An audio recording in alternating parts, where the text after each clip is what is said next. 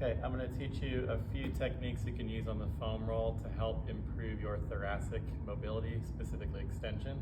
The foam roll is a way that you can use this to kind of get into the spine and kind of work on the smaller motions to help with your gross, bigger motions of extension, especially when we're stuck in a flexed, stiff posture. Think of our computer people all the time. So the way we're going to do this, you're going to start by sitting on or near the roll. Work your way down. I like to support my head in my hands, that way my neck is relaxed. You don't want your neck to feel tense. So with my head in my hands, I want to think about my thoracic spine, basically from my shoulders to my ribs.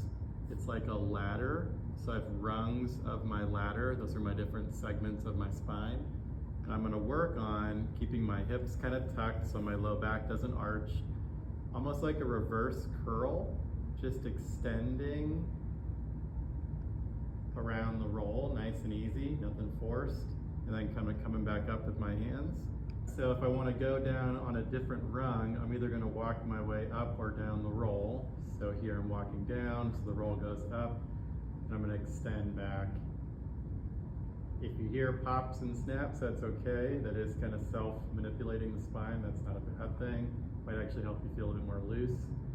Again, I can work my way the other way, keeping my butt kind of tucked so my low back doesn't overarch.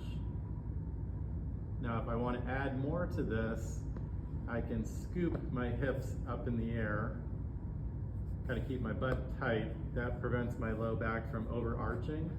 And then I can roll up and down the thoracic spine. Again, with the intention of trying to stay nice and relaxed. Watch that you don't overarch your low back because we're trying to work the middle of the back, not the lowest part. You can roll up and down arbitrarily about 10 times or as many times as you feel like is maybe productive for where you are at the moment. Reasons why this is important to mobilize in the case of shoulder health is oftentimes if we get stuck in our posture of being too flexed, I think it looks like a big cage. If it's stuck forward, I can't extend my arm only so much. So the nice visual analogy is if I'm really rounded, sitting or standing, I can only raise my arm so high because I'm stopped because of my middle back. But if I extend my middle back up, my arm can clear a lot more easily. So when you think about your overhead movements, your presses, your raises, you really want to think about the implication of your posture and any stiffness in the spine. Because if you are stiff and kind of stuck in the middle, you're only going to get so high, but if you're forcing motion like in an overhead press to get up over your head, you might actually be putting your shoulder at risk for conditions such as impingement or compression inside the shoulder because you're basically ramming into something that you really don't